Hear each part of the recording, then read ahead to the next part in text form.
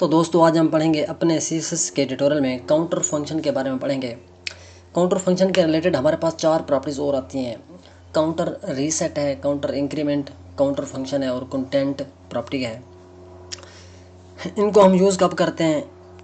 इनको यूज़ हम करते हैं यानी कि जब हमने अब काउंटर फंक्शन की स्टाइलिंग करनी हो या काउंटर में कोई और टेक्स्ट लिखना हो। मिसाल के तौर पे हमारे पास एक आर्डर लिस्ट है।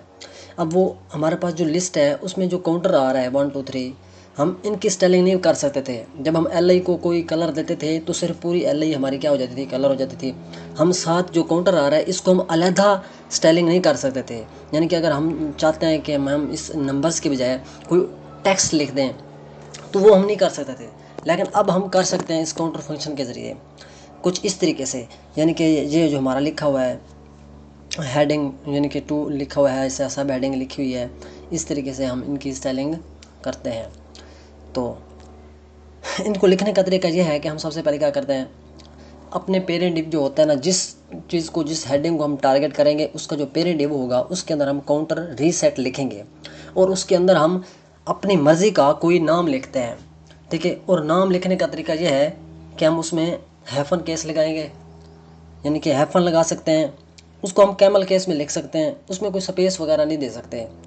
अंडरस्कोर लगा सकते हैं। जिस तरह हम वेरिएबल्स बनाते हैं इसी तरीके से, यानी कि ये वेरिएबल की तरह काम करता है। हम यहाँ पे कोई एक वेरिएबल्स बनाएंगे, उसमें वैल्यू डिसाइड करते हैं और यहाँ पे हम एक डिजिट डिसाइड करते हैं। हमें जो बाय डिफ़ॉल्ट डिजिट मिला होता है वो 0 होता है। मिसाल के तौर पे हमने 1 लिया है तो 1 से स्टार्ट करेगा ये हमारा जो काउंटर है। उसके बाद हम आगे यहाँ पर हम वैल्यू लिखते हैं, डिजिट डालते हैं, नाम लिखते हैं, डिजिट डालते हैं ना, इसको कोई नाम देते हैं, डिजिट डालते हैं। उसके बाद हम काउंटर फंक्शन में जाते हैं, इसको प्रिंट कराते हैं, इस नाम को कंटेंट प्रॉपर्टी के लिख के काउंटर यानी कि फंक्शन है, उस फंक्शन के अंदर हम इस नाम को क्या कराते हैं, प्रिंट कराते हैं।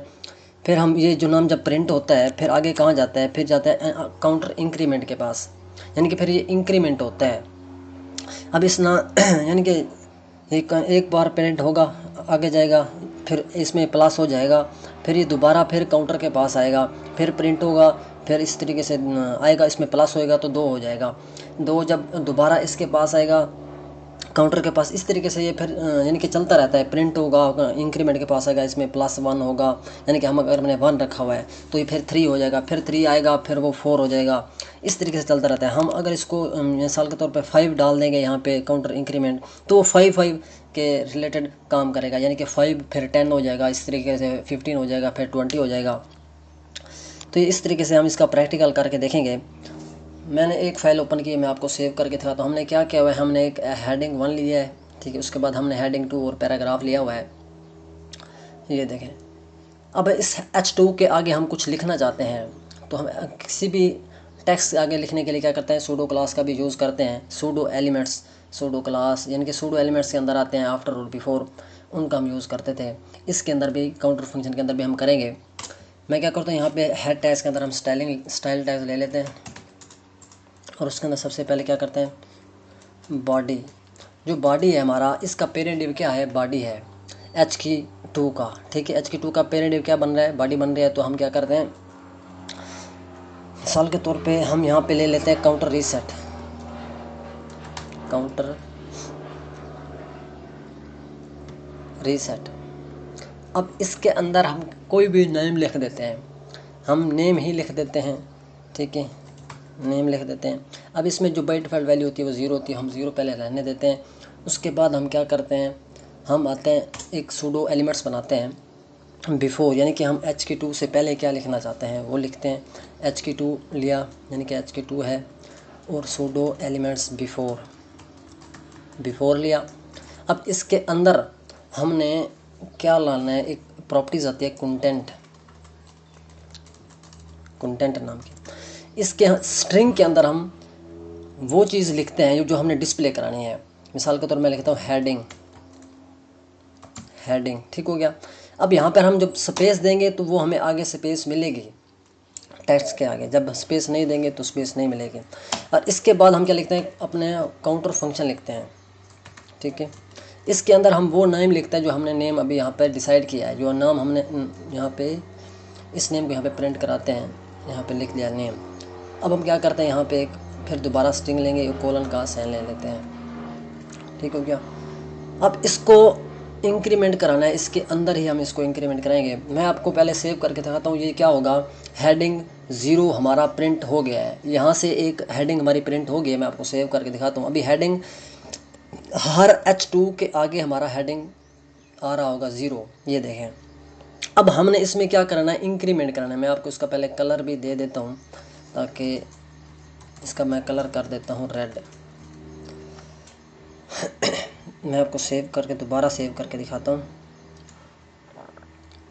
ये देखें कलर 0 होगा, यानी कि हेडिंग 0 आ रहा है। अब हम चाहते हैं अब कुछ इसमें इंक्रीमेंट हो, यानी कि जहाँ से 0 है, यहाँ 0 पे क्या जगह पे क्या आना चाहिए, 1 आना चाहिए, यानी कि 1 2 3 आना चाहिए। तो हम क्या करेंगे, यही हम करने वाले हैं। यहाँ पे हम क्या करूँगा, मैं इंक्रीमेंट का यूज़ करूँगा, काउंटर इंक्रीमेंट। अब इसमें हमने क्या करना है, वही जो हमने काउंटर यानी कि जो हमने प्रिंट कराया है उसको लिखेंगे, यानी कि नेम है। तो ये हमारा क्या हो गया है, इसके जो होता है 1, अब यहाँ पे 1 इसके साथ क्या हो गया, ऐड हो गया, +1 हो गया। 0 + 1 क्या होगा, 1 आएगा। अब ये 1 दोबारा जाएगा इसके पास, काउंटर पे प्रिंट होगा 1 दोबारा, ठीक है। अब जब ये 1 प्रिंट होके इसके पास आएगा 1, अब फिर इसमें +1 हो जाएगा, फिर वो क्या हो जाएगा, 2 हो जाएगा, इस तरीके से फिर 3 हो जाएगा। तो ये इस तरीके से चलता रहेगा। तो ये इस तरीके से हमारे पास एक लिस्ट बन के आएगी, यानी कि 1 2 3 की। सेव करके देखते हैं, ये देखें अब 1 2 3 हो गया।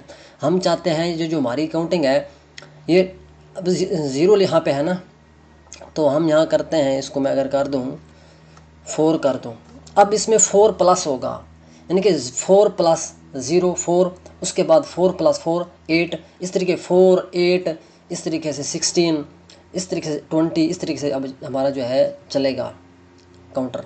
ये देखें, यानी कि एक मिनट, थोड़ा प्रॉब्लम हो गई है। हम क्या करते हैं, यहाँ पे थोड़ा स्पेस देना था,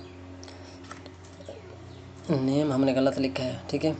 तो अब मैंने इसमें 4 क्या कर दिया है, इसमें 4 मैंने कर दिया ऐड। अब जो होगा, अब हमारी जो काउंटिंग होगी, मैं सेव करके देखता हूँ।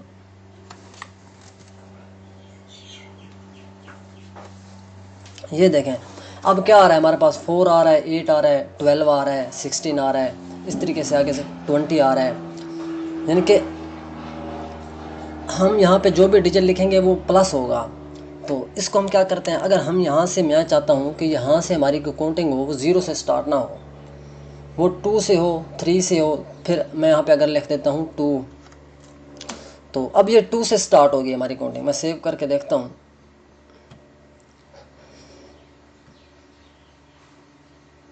ये देखें 2 + 4 कितना हो गया, 6 हो गया, 6, इसलिए 10 14। अब यहाँ से हमारी जो हो रही है काउंटिंग स्टार्ट हो रही है। मैं यहाँ पे क्या करता हूँ, इसको थोड़ा हटा देते हैं, मैं आपको दोबारा सेव करके दिखाता हूँ। ये देखें 2 मैंने लिखा, तो यहाँ से क्या आ रहा है, 3 4 5 6, इस तरह यहाँ से स्टार्टिंग हो रही है। यहाँ पे हम जो डिजिट डालते हैं वहीं से हमारा जो होता है वो स्टार्ट करता है। हम इसमें क्या करते हैं, हम इसमें सब हेडिंग भी बना सकते हैं। हम यहाँ पे 1 2 के बजाय कुछ और भी लिख सकते हैं, यानी कि अल्फ़ाबेट्स भी लिख सकते हैं, रोमन गिनती भी लिख सकते हैं। वो कैसे लिखेंगे मैं आपको दिखाता हूँ। यहाँ से हम क्या कर देते हैं, 0 कर देते हैं। अब हमारा क्या होगा, 0 1 2 3 आएगा। अब यहाँ पे हम उसके साथ मैं क्या करता हूँ, मैं चाहता हूँ यहाँ पे हम कोमा डालेंगे। अब हम एक मिनट, इसके अंदर हम अगर ABC लिखना चाहते हैं कैपिटल में, तो क्या लिखेंगे,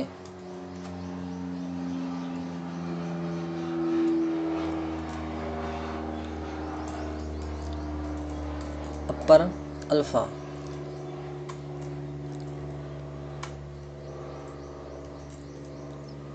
अपर अल्फ़ा लिखेंगे। तो अब हमारा क्या होगा, अल्फ़ाबेट्स आ जाएगा। ये देखें ABCD, इस तरीके से हमारे पास जो है वो आ रही है कुछ। हम चाहते हैं कि ये जो ABC है ये ना आए, हम लोअर दिखना चाहते हैं। मिसाल के तो मैं यहाँ पे लोअर लिखूँगा। अब लोअर आएगी हमारे पास। ये देखें, सेव करते हैं। अब क्या आ रही है, अब लोअर आ रही है हमारे पास। तो हम यहाँ दोबारा करते हैं, इसको मैं करना चाहता हूँ, मैं चाहता हूँ यहाँ पे हमारा क्या है, रोमन गिनती। तो रोमन, इसको मिटा देते हैं। मैं लिखता हूँ लोअर या अपर रोमन। सेव करते हैं। ये देखें, अब रोमन गिनती आ रही है। हम यहाँ पे स्मॉल लिखना चाहते हैं तो हम छोटी गिनती भी लिख सकते हैं, यानी कि लोअर रोमन। सेव करते हैं। ये देखें, अब हमारे पास लोअर रोमन आ रही है। तो इस तरीके से ये हमारे पास काम करती है, यानी कि हम यहाँ पे अपनी मर्ज़ी से कोई भी डिजिट भी यहाँ पे चेंज कर सकते हैं, यहाँ पे इसका कलर भी चेंज कर सकते हैं। और यहाँ से जो स्पेस मैं चाहता हूँ, यहाँ पे से मैं कोलन से स्पेस मिले, तो यहाँ से क्या करेंगे, हम यहाँ पे थोड़ी सी स्पेस दे देंगे, ठीक है। तो ये इस जगह पे और यहाँ पे। अब मैं सेव करता हूँ।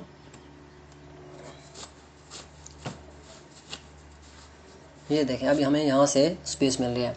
मैं चाहता हूँ हमारे पास एक सब हेडिंग अगर हम लिखना चाहते हैं, यानी कि एक सब हेडिंग है, उसमें भी हमारे पास इस तरीके से डिजिट हम चेंज कर सकें, हम हेडिंग अपनी लगा सकें, यानी कि हेडिंग से पहले हम कुछ लिख सकें उस अपने सब हेडिंग के अंदर ही। मिसाल के तौर पे ये हमारे पास HK2 आ रहा है। अगर HK2 के अंदर हम, यानी कि HK2 है, उसके बाद हमारे पास आ जाता है HK3। अब इसके अंदर मैं लिख देता हूँ, ठीक है, सब हेडिंग। यहाँ पे हम कुछ टेक्स्ट लिख देते हैं। मैं यहाँ पे यानी कि 5 वर्ड का एक टेक्स्ट लिख देता हूँ। अब हम क्या करते हैं, इसको थोड़ा कॉपी कर लेते हैं। तो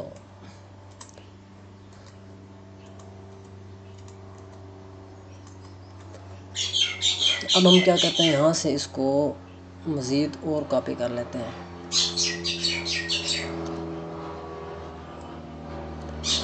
HK2 में आएंगे, यहाँ पे पेस्ट करेंगे। दोबारा हम जाते हैं इसके अंदर, इसको हम पेस्ट कर देते हैं।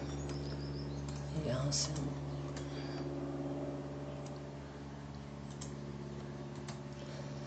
सेव करके देखता हूँ मैं। ये देखें, ये हमारे पास एक सब हेडिंग आ रही है। मैं कहता हूँ इस सब हेडिंग से पहले भी कुछ हमारा लिखा हुआ आना चाहिए। ये देखें, अभी इस तरीके से आ रहा है। अभी सिर्फ HK2 से पहले हमारे पास आ रही है। अब हम क्या करते हैं, अब हम सब हेडिंग लगाने के लिए क्या करते हैं, मिसाल के तौर पे HK2 के अंदर ही हम लगा लेते हैं। HK2 है, इसके अंदर हम क्या करते हैं,